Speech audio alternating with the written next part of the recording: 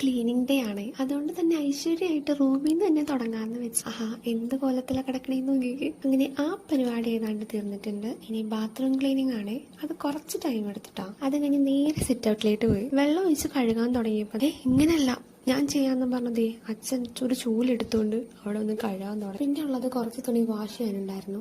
അത് പിന്നെ നമ്മളല്ലല്ലോ, മെഷീന്റെ ജോലി ആയതുകൊണ്ട് പെട്ടെന്ന് തീർന്നു. നമ്മളതൊന്ന് വിരിച്ചിട്ടാൽ മാത്രം മതിയല്ലോ. അടുത്ത പണി ഈ ടാങ്ക് വൃത്തിയാക്കുന്നതായിരുന്നു. ഞാൻ താഴെ പോയ ഗ്യാപ്പിൽ അച്ഛൻ അതിനകത്ത് കയറി വൃത്തിയാക്കാൻ തുടങ്ങി. അങ്ങനെ അച്ഛൻ വീണ്ടും എന്നെ ഓവർടേക്ക് ചെയ്തു. എന്നാ പിന്നെ അങ്ങനെ ആവട്ടെ എന്ന് ഓർത്തിട്ട് പോയി ഞാൻ ഒന്ന് ഫ്രഷ് ആയി ഉച്ചക്കത്തെ ഫുഡ് ഉണ്ടാക്കാനായിട്ട് പോയി. അമ്മ ചോറ് വെച്ചിട്ടുണ്ടായിരുന്നു, അതുകൊണ്ട് കറി മാത്രം ഉണ്ടാക്കിയാൽ മതിയായിരുന്നു. പയറാണ് ഞാൻ ഉണ്ടാക്കിയത്. കൂടെ സാമ്പാറും മീൻ വറുത്തൊക്കെ ഉണ്ടായിരുന്നു. പക്ഷെ ഞാനിത് മാത്രം എടുത്തുള്ളൂ. അങ്ങനെ രാവിലെയും കഴിഞ്ഞ് ഉച്ചയും കഴിഞ്ഞ് വൈകുന്നേരമായി.